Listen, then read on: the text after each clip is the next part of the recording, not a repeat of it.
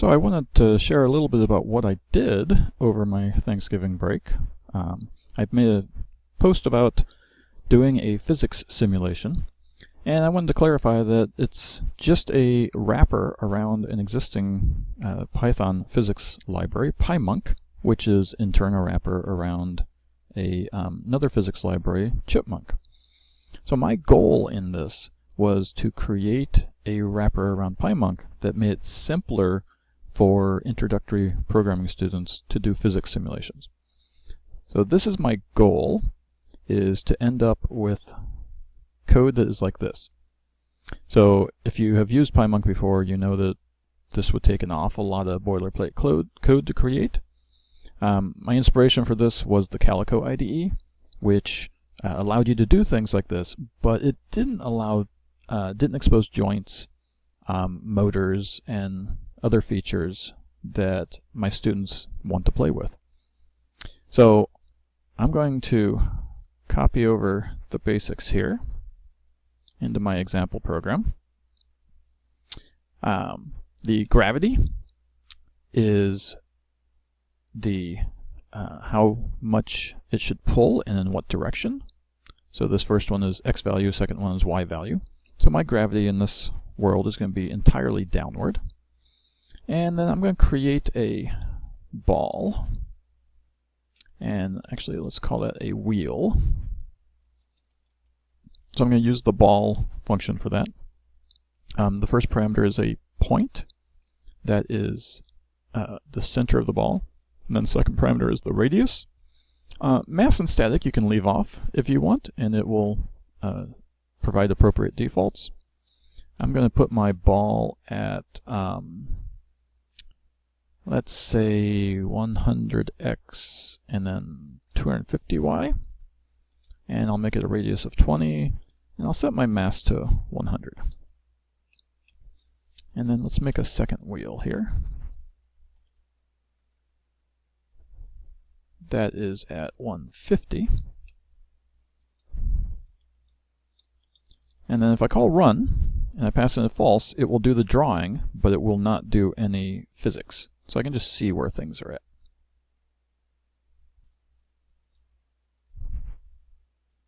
Okay, so there are my two wheels. I'm going to position them a little bit farther apart here. And I'm going to change the color.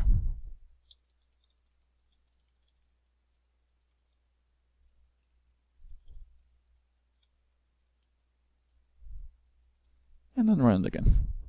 And so the colors change. Now, eventually when I turn on physics, those two are going to drop. So I need some sort of a floor, which is going to be a box. The point here is the upper left corner of the box, and then you have width and height. And in fact, I want to make this a static box so that my floor does not fall out from under my wheels. So I'm going to put this at 0, let's see, it's 300 high, so 290. Width is going to be the full width of the window, and then we'll make it 10 high. So there I have my floor. I can now take out the false parameter and let it start running physics. And there go my balls.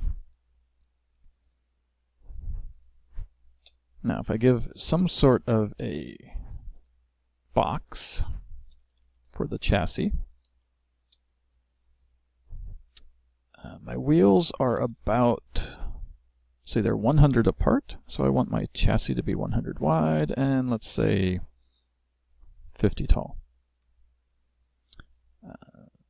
My first ball is at 100, 250, so we'll put this at 100, 200, and we'll just see what it looks like.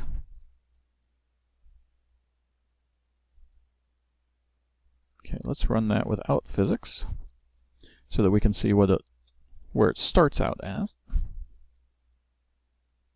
Okay, so it needs to be up above because I don't want it to be in the wheels. Strange things happen when you have overlapping shapes. So we're going to increase or decrease the Y amount here of both of my upper left corner by the radius of the wheel. So the radius of the wheel is 20. So I'm going to take my chassis here to 175. We'll take it up just a little bit higher. There. So now, if I can get the wheels to turn and everything to move, I will have a start at a car.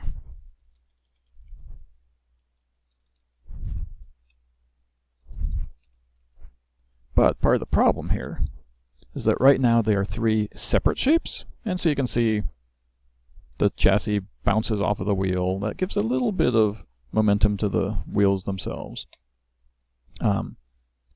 My chassis I need to give a mass value to so that it doesn't bounce off quite so hard. There we go. They're all about the same mass now. So to get those to stay together, I need to put in a joint.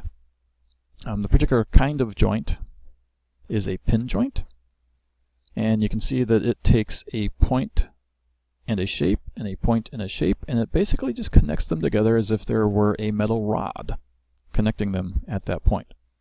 So I want the center of my first wheel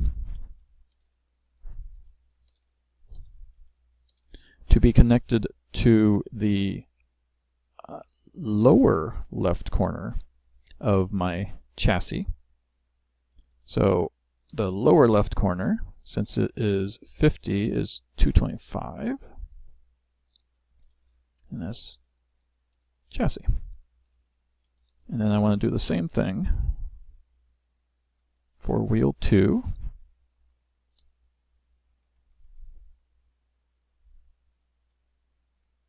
And the lower right corner of the chassis.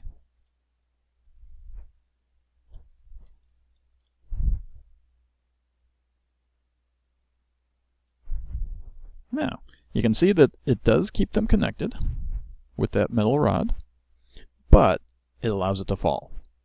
So if we put another one from the center of the wheels to the upper corners, then that should fix it into place. So the upper corner of my chassis is 100, 175. Oops, 100, 175 over here. And then 200, 175 for that.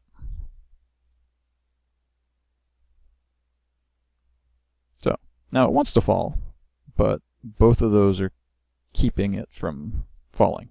It's wiggling around a little bit because the physics is trying to make it move, but it's not actually moving.